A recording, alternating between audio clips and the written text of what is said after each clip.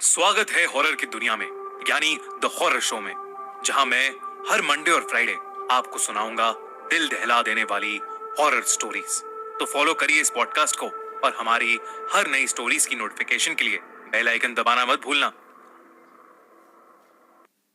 कई साल पहले मैंने और मेरी दो फ्रेंड्स मीरा और एना ने हैलोवीन पर एक स्लीप ओवर करने का डिसाइड किया था। मेरे घर के पीछे एक बड़ा सा गार्डन था, तो हमने सोचा कि हम वहीं बॉनफायर करके टेंट लगाएंगे और उसमें सो जाएंगे। दिन भर रात के स्लीप ओवर की तैयारी करके मैंने और मेरी फ्रेंड्स ने टेंट लगाया और बॉनफायर लगाकर खूब मजे करने लगे। मेरे मम्मी पापा जल्दी सो गए थे और इसलिए हमने सोचा कि हम चुपचाप थोड़ी देर के लिए स्नीक आउट करेंगे। घर से बाहर जाएंगे तो किसी को कुछ पता नहीं चलेगा। मैं, मीरा और एना रात के 12:30 बजे घर के पीछे वाले गार्डन से बाहर निकल गए। हम सड़क पर बहुत जोर जोर से हंसते हुए और हूटिंग करते हुए घूम रहे थे।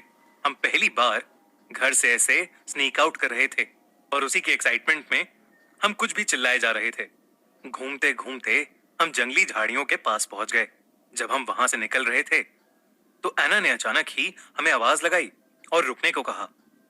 उसे उन झाड़ियों में से कुछ अजीब सी आवाज आ रही थी।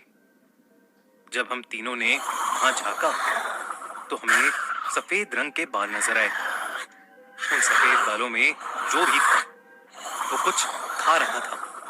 हमें लगा कि शायद वो कोई जंगली जानवर होगा जिसने किसी पालतू पेट का शिकार किया होगा।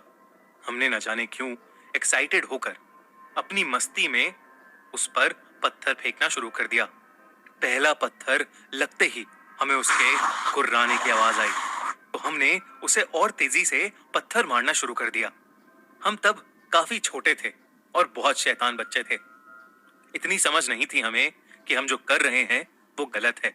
लेकिन फिर हमें कुछ ऐसा दिखा जिससे हमारी रूह कांप गई। वो किसी जानवर की तरह नहीं बल्कि एक इंसान की तरह दिख रहा था, लेकिन किसी नॉर्मल इंसान की तरह नहीं।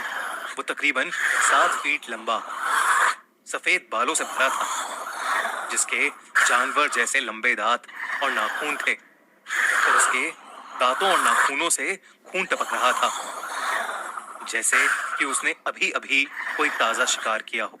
उसे देखकर हम इतना डर गए कि हमसे जितना तेज हो सका हम वहां से भागने लगे। हम घर पहुंचे और हमने अपने टेंट में घुसकर चैन की सांस ली। हम उस बारे में आपस में बात ही नहीं कर पा रहे थे। ऐना हम सब में से सबसे स्ट्रांग थी। उसने सजेस्ट किया कि हमें अब सो जाना चाहिए। शायद जब हम सो के उठेंगे तो हमें अच्छा फील होगा। हम तीनों टेंट में ही लेट गए और सोने की कोशिश करने लगे। कुछ देर बाद हमारी नींद खुली एक आवाज से। ये किसी मेटल के बजने की आवाज थी। ऐना ने हिम्मत की और टेंट के बाहर झांका तो वो बुरी तरह चीखती हुई अंदर की तरफ आ गिरी। वही जानवर जैसा जीव हमारे गार्डन के गेट पर खड़ा एक बहुत बड़ी सी आयरन रॉड हमारे गेट पर बजा रहा था। उसकी भयानक आंखों में साफ साफ दिख रहा था कि वो हमें सूंघते हुए हमें मारने आया है। वो ऐना को देखने के बाद और भी तेज गुर्राने लगा था। मीरा तो डर के मारे जोरों से रोने ही लगी। हमने जल्दी से डिसाइड किया कि हम एक झटके में भागकर घर के अंदर चले जाएंगे। हम 3 गिनने पर जोर से घर के अंदर दौड़े और घर का दरवाजा लॉक कर लिया। हमने फौरन जाकर मम्मी पापा को उठाया और उन्हें पूरी बात बताई। जब पापा ने खिड़की के बाहर झांका तो वहां कोई भी नहीं था। उन्हें लगा कि हम झूठ बोल रहे थे और हैलोवीन के दिन उन्हें डराने की कोशिश कर रहे थे। लेकिन हमें अपनी आंखों पर विश्वास था। हमने खुद उस आदमी को उस दिन देखा था। इस हादसे के बाद हम काफी ज्यादा डर गए थे।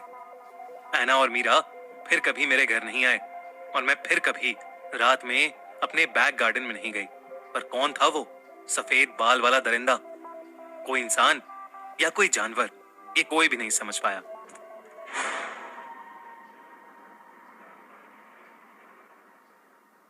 आपने अभी सुनी खूनी मंडे की हॉरर कहानी।